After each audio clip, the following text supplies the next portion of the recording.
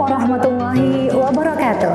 Alhamdulillah, pada kesempatan kali ini syiar Ramadan kita yaitu dengan tema jangan jadikan Ramadan sekedar season pass, tapi jadikan Ramadan sebagai training center kehidupan. Bapak Ibu yang dirahmati Allah, setiap tahun kita selalu bertemu dengan yang namanya bulan suci Ramadan yang datangnya selalu dinanti, namun perginya seringkali kita sesali. Ketika Ramadan tiba, masjid-masjid mulai ramai. Banyak mushaf-mushaf yang sebelumnya tertata rapi di atas meja kembali dibuka oleh para muslim dan juga muslimah. Kemudian di Ramadan juga banyak dari kita memperbanyak bersedekah, meningkatkan sholat berjamaah di masjid-masjid sehingga menjadikan hati terasa lebih nyaman dan lebih lembut. Satu hal yang menjadi pertanyaan adalah setelah Ramadan pergi, apakah perubahan itu ikut pergi juga? Jangan-jangan kita memperlakukan Ramadan hanya seperti season pass, tiket musiman, ketika datang kita aktif ibadah, ketika usai kembali seperti biasa lagi.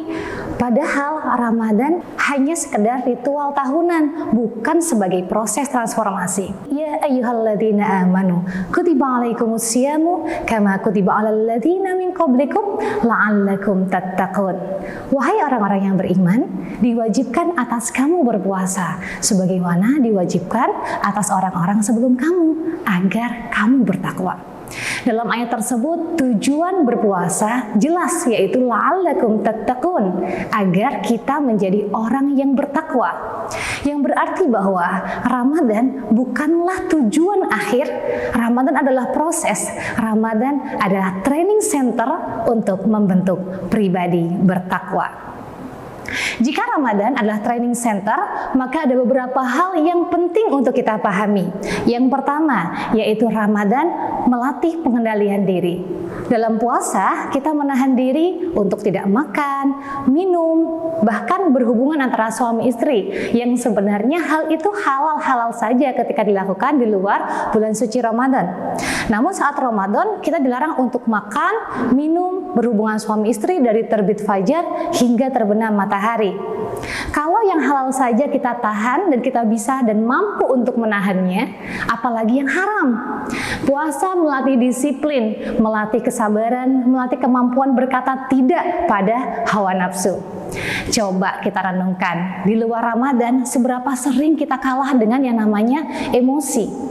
Mudah marah, mudah tersinggung, mudah menyebar kabar yang belum tentu kebenarannya. Padahal Rasulullah SAW pernah bersabda, "Man lam yada' qaula zuri wal 'amala bihi falaysa lillahi hajah fi an yada'a ta'amahu wa syarabahu." Barang siapa yang tidak meninggalkan perkataan dusta dan perbuatan dosa, maka Allah tidak butuh ia meninggalkan makan dan minumnya. Artinya, inti puasa sebenarnya bukan hanya sekedar menahan lapar dan haus saja. Intinya adalah bagaimana kita bisa mengendalikan diri kita. Kalau setelah Ramadan kita masih mudah marah, masih mudah menyakiti orang lain, berarti training kita belum lulus. Kemudian yang kedua, poin yang kedua yaitu Ramadan melatih kepedulian sosial. Kenapa sih kita disuruh untuk merasakan lapar? Agar kita bisa merasakan bagaimana rasanya orang di luar sana yang tidak bisa makan dan minum dengan sepuasnya, dengan seenaknya seperti kita. Di bulan suci Ramadan kita lebih mudah berbagi, lebih ringan tangan memberikan sedekah, lebih peka kepada tetangga, kepada masyarakat sekitar kita yang sedang merasakan kesulitan. Dan inilah pelajaran sosial yang sangat luar biasa. Ramadan mendidik kita bahwa ibadah tidak hanya vertikal kepada Allah, tapi juga horizontal kepada sekeliling kita, kepada masyarakat yang ada di antara kita. Jika setelah Ramadan kita kembali cuek terhadap fakir miskin, kita tidak lagi peduli kepada pendaan orang lain, berarti kita hanya lulus teorinya saja, tapi gagal dalam prakteknya, maka hati-hatilah. Kemudian yang ketiga yaitu Ramadan bisa melatih kedekatan kita dengan Al-Quran.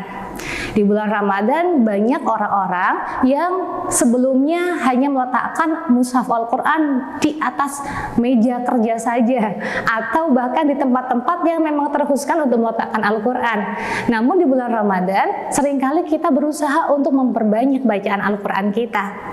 Yang biasanya jarang membaca Al-Quran menjadi minimal lah kita baca Al-Quran satu hari beberapa ayat. Yang biasanya sudah membaca Al-Quran, kita berusaha untuk memperbanyak lagi, minimal bisa khatam satu kali dalam satu bulan puasa. Ada juga yang memperbanyak lagi, bisa dia kira-kira dia khatam satu bulan bisa 2 kali khatam. Nah, kenapa? Karena Ramadan sesungguhnya merupakan bulan di mana Al-Quran diturunkan.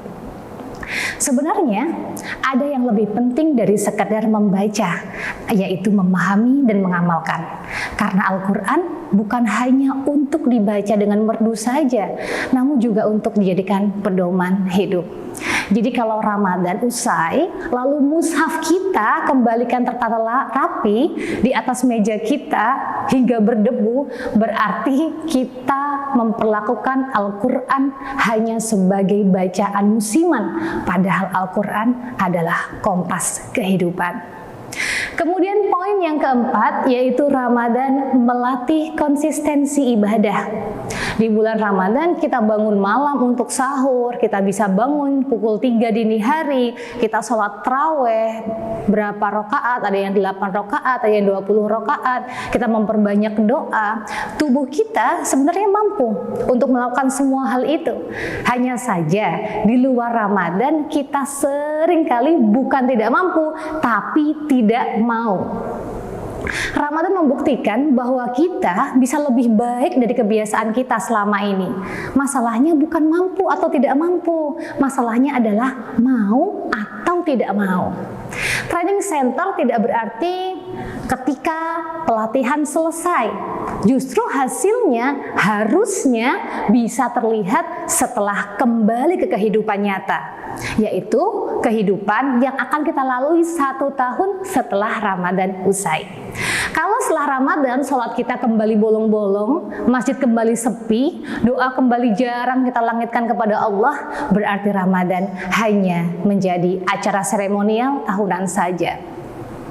Kemudian poin yang terakhir yaitu poin yang kelima, yaitu Ramadan adalah momentum perubahan karakter.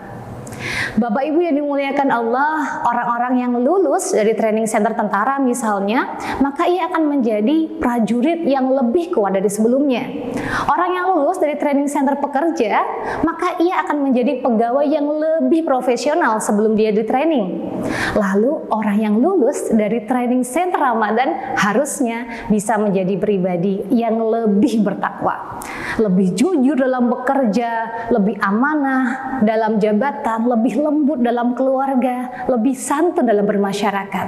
Kalau sebelum Ramadan kita mudah berbohong, setelahnya harus lebih jujur lagi. Kalau sebelumnya masih malas-malasan sholat, setelah Ramadan maka harus lebih disiplin lagi.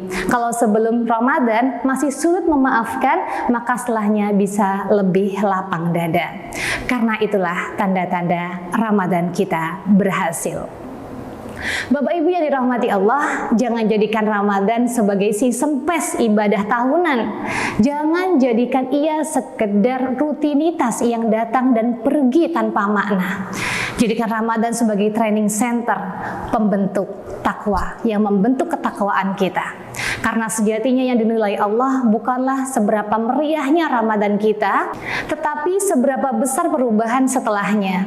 Ramadan adalah madrasah, Ramadan adalah sekolah jiwa, Ramadan adalah tempat Allah mendidik hati kita.